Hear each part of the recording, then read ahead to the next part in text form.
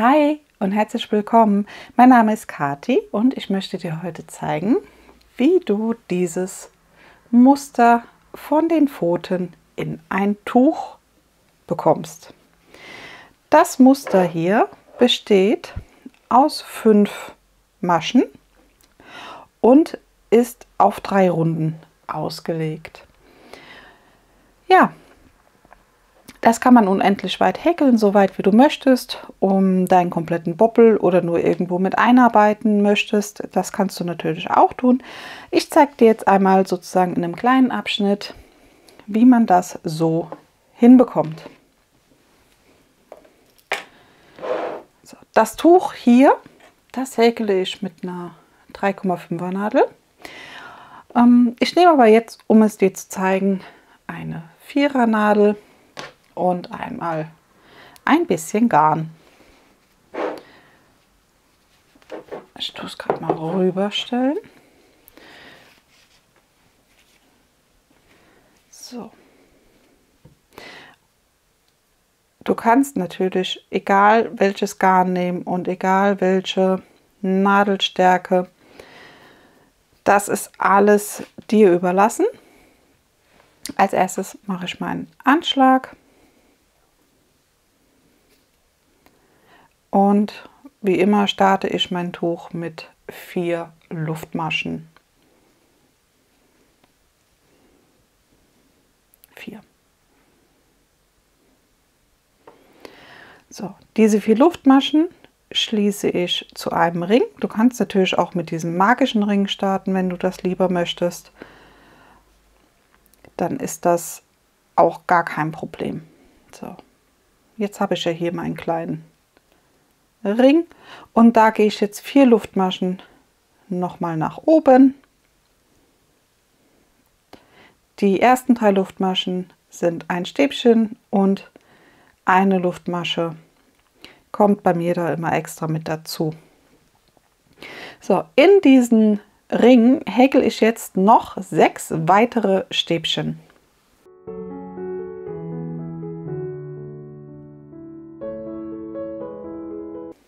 So, das ist die erste Seite von meinem Tuch.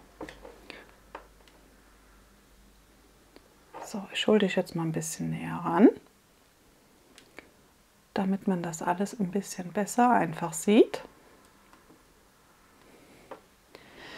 Jetzt folgen nach den 6 Stäbchen 2 Luftmaschen. Das ist die Spitze von meinem Tuch. Und hier folgen jetzt insgesamt wieder 6 Stäbchen.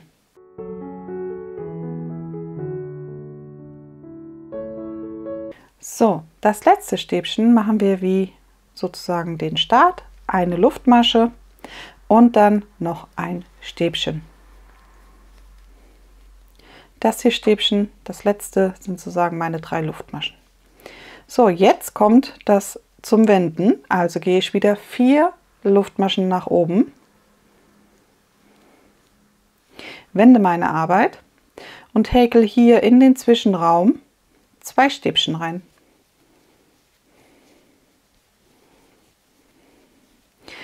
Das hier mache ich immer, also einmal auf dieser Seite und nachher hier auf der Seite. Also 4 Luftmaschen nach oben und in den Zwischenraum dann 2 Stäbchen. Ja, das wird bei mir immer gemacht. So. Jetzt gehe ich noch mal eine Reihe komplett mit den Stäbchen drüber und danach würde ich sagen, starte ich mit dem Muster, weil ich das immer ein bisschen hübscher finde, wenn das Muster nicht direkt sozusagen startet, weil ich auch gerne hingehe und meine Tücher dann hier an dem Löchlein sozusagen dann aufhänge. Ja, also in jedes Stäbchen ein Stäbchen häkeln.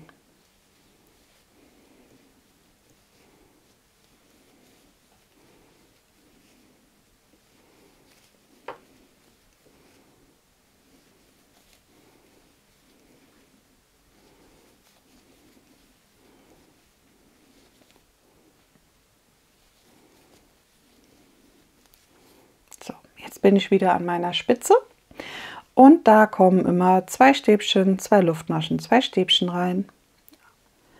Also einstechen und 2 Stäbchen. 1, 2, 2 Luftmaschen und noch einmal 2 Stäbchen. So.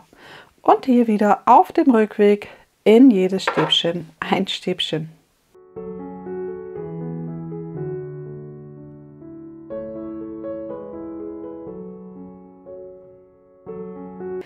Jetzt bin ich hier wieder an meinem Zwischenraum. Ja, das heißt, hier mache ich wieder 2 Stäbchen rein, eine Luftmasche und noch ein Stäbchen. Also ein Stäbchen,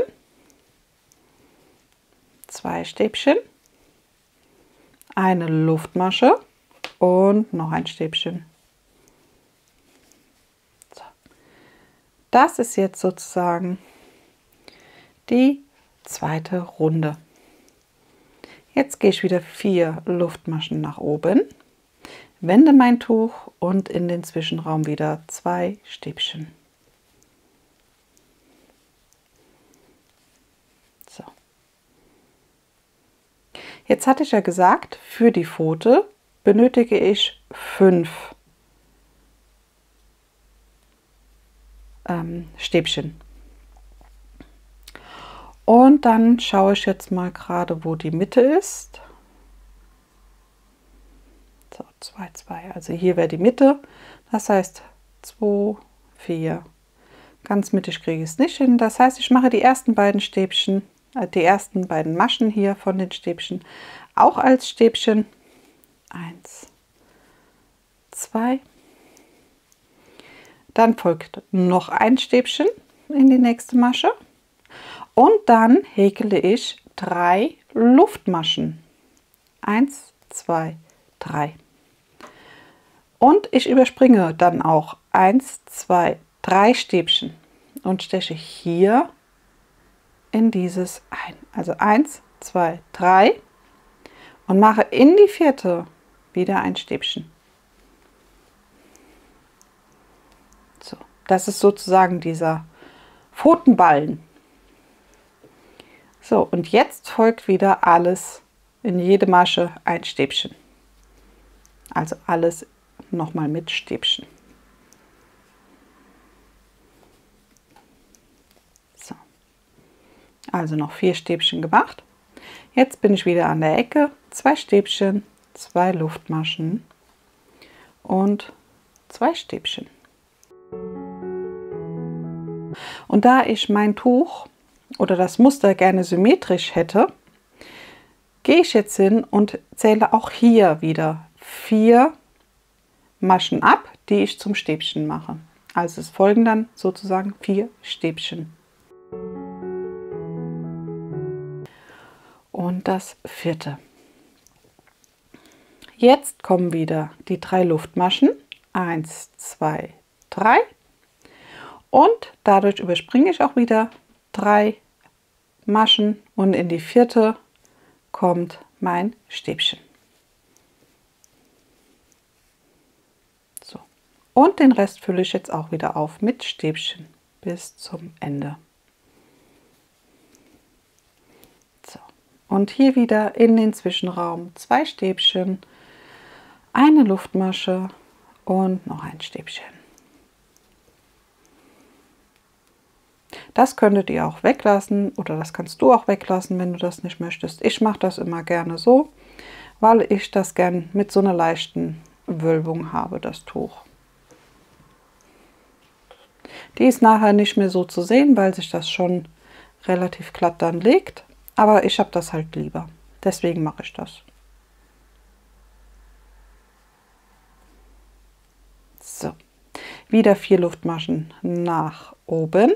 Die Arbeit wenden und in den Zwischenraum wieder 2 Stäbchen. So. Jetzt fülle ich das wieder auf. Ich mache jetzt sozusagen den, ja, ich würde es jetzt bei mir den Daumen nennen. Also, ich zeige es dir gerade mal hier.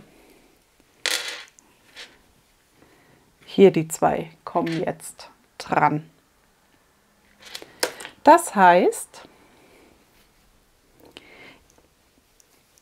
ich häkel jetzt 1, 2, 3, 4 Stäbchen in jede Masche. 2, 3 und die 4. Hier das 5. Stäbchen, das lasse ich jetzt so, weil für da mache ich eine Luftmasche. Und jetzt häkel ich hier bei unseren 3 Luftmaschen 3 halbe Stäbchen drumherum. Also einmal, die halben Stäbchen gehen so, man hat ja die Schlaufe auf der Nadel, nimmt den Umschlag, geht um die Maschen herum, mit 3 Umschlägen auf der Nadel ist es jetzt, und du ziehst die komplette Nadel einmal ab, also einmal komplett abmaschen, die Schlaufen. Und das Ganze noch einmal. Und wieder komplett abmaschen. So. Dann folgt wieder eine Luftmasche. Dieses Stäbchen wird ausgelassen, wird übersprungen und in das nächste folgt wieder ein Stäbchen. So.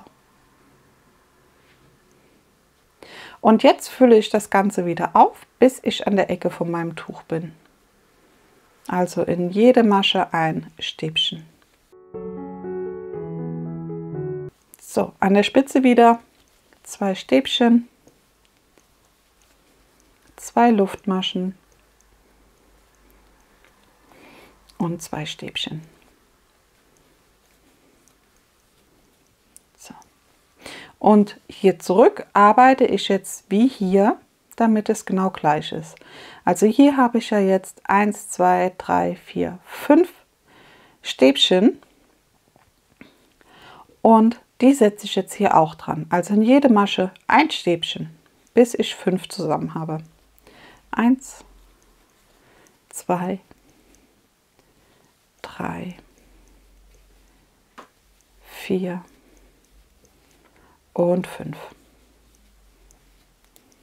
So. Passt genau. Hier ist das Stäbchen, das wir freilassen. Also wir machen die Luftmasche und lassen dieses Stäbchen frei. Und jetzt folgen wieder die 3 halben Stäbchen. 1, 2 und 3. Eine Luftmasche. Das erste Stäbchen überspringen, in das nächste ein Stäbchen. Und jetzt wieder alles mit Stäbchen auffüllen. In jede Masche ein Stäbchen.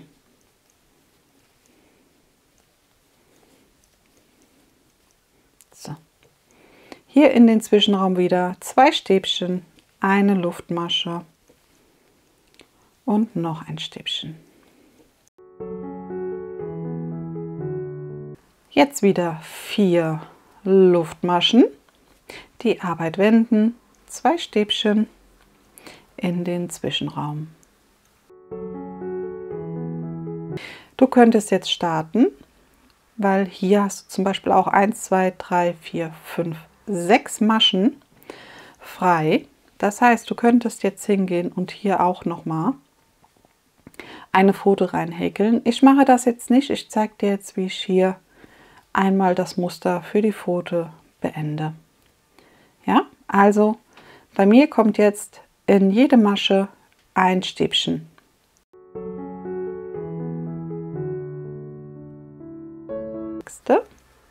Jetzt ist ja hier unser Zwischenraum. Da machst du auch ein Stäbchen rein. Ja, dann folgt eine Luftmasche.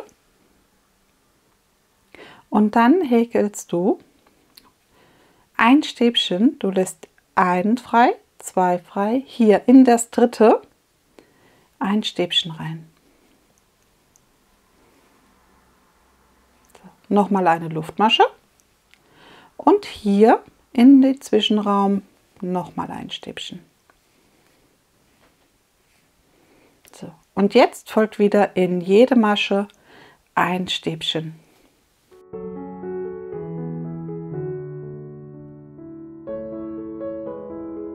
An der Spitze wieder 2 Stäbchen, 2 Luftmaschen und noch einmal 2 Stäbchen. Und hier jetzt wieder genauso wie auf der Hinreihe sozusagen in jede Masche ein Stäbchen, bis man vorne an der Pfote wieder ist. Hier in den Zwischenraum ein Stäbchen,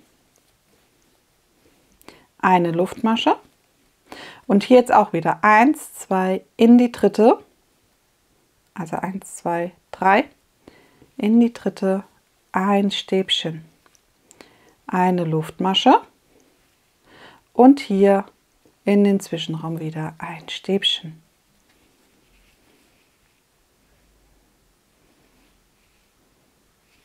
So. Und hier wird wieder aufgefüllt mit Stäbchen. Also jede Masche ein Stäbchen, bis man am Ende ist. In den Zwischenraum hier wieder 2 Stäbchen, eine Luftmasche und noch ein Stäbchen.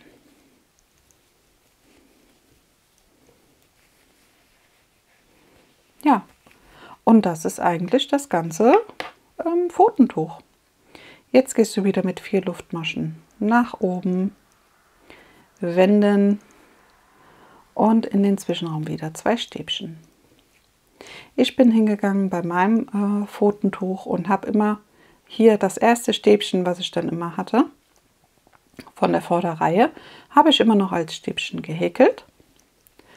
Und jetzt würde ich zum Beispiel hingehen und die nächste Pfote einfach ansetzen. Das heißt 3 Luftmaschen für den Pfotenballen und die 3 Stäbchen hier überspringen und in das vierte wieder ein Stäbchen häkeln.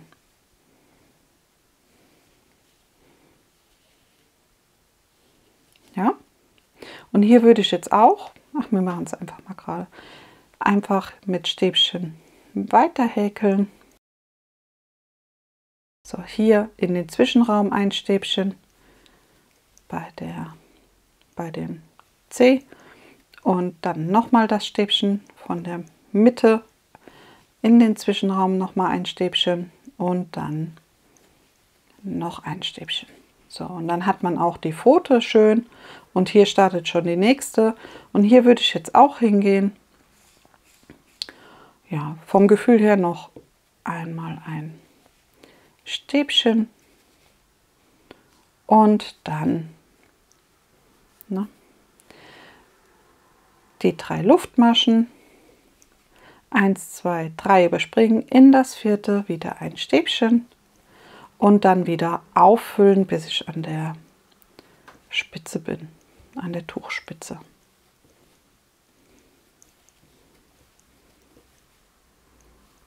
So. Und Tuchspitze, 2 Stäbchen, 2 Luftmaschen und wieder 2 Stäbchen.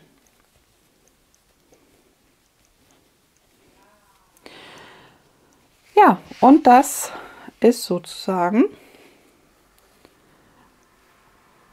alles von dem Tuch. Wie gesagt, das Muster hier mit der Pfote besteht aus 3 Reihen und man benötigt dafür insgesamt 5 Maschen. Ja? Also erst 3 hier für den Pfotenballen, dann links und rechts jeweils eine und 2 nochmal hier in der Mitte, damit das eine schöne Pfote wird. Ja?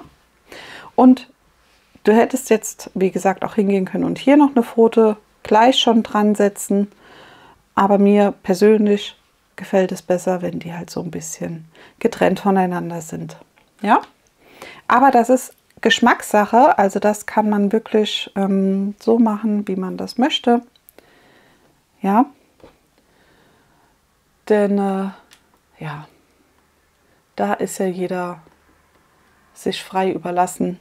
Das muss ja nicht immer alles gleich aussehen. So, und du siehst hier, ich bin hier hingegangen bei meinem Tuch und habe dann immer da, wo ich eine Pfote hatte, oben normal drüber gehäkelt und dann erst wieder die Pfote gesetzt.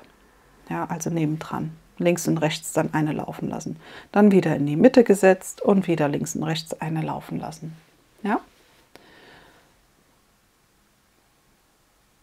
Ja, genau. Und das habe ich halt sozusagen durch das ganze Tuch so gemacht. Ja? So.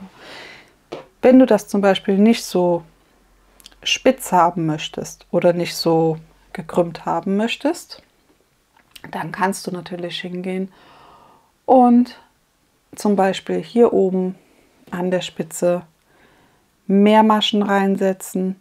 Ja, aber du siehst, ich habe hier auch bei dem Tuch 2 Stäbchen, 2 Luftmaschen, 2 Stäbchen gemacht. Und hier, wie gesagt, starte ich immer mit 4 Luftmaschen und 2 Stäbchen in den Zwischenraum. Und du siehst, es legt sich nachher. Ja? Also es ist nachher nicht mehr so stark gekrümmt wie jetzt hier das Beispiel. Das geht nachher weg, das zieht sich. Ne? Ja, das ist alles, was man bei dem Pfotentuch beachten sollte. Man kann das variieren, wie man das möchte. Man kann auch immer die Pfoten übereinander setzen, wenn man das will.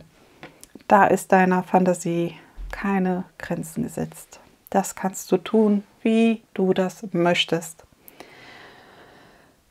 Ja, ich hoffe, dir hat diese kleine Anleitung zu diesem kleinen Tuch gefallen. Wenn irgendwas ist, schreib mir das gerne unten in die Kommentare und dann versuche ich da natürlich weiterzuhelfen. Ja, in diesem Sinne würde ich mich freuen, wenn du mir ein Däumchen nach oben da lassen würdest und vielleicht ein kostenloses Abo. Dienstags kommt immer ein Video bei mir zum Diamond Painting und samstags immer ein Video zu meinen Häkelprojekten. Und ab und an, wenn ich merke, es ist gewünscht, kommt auch eine kleine Anleitung. Ja, in diesem Sinne, bleib gesund und ich würde mich freuen, wenn du das nächste Mal wieder mit dabei bist. In diesem Sinne, mach's gut. Tschüss.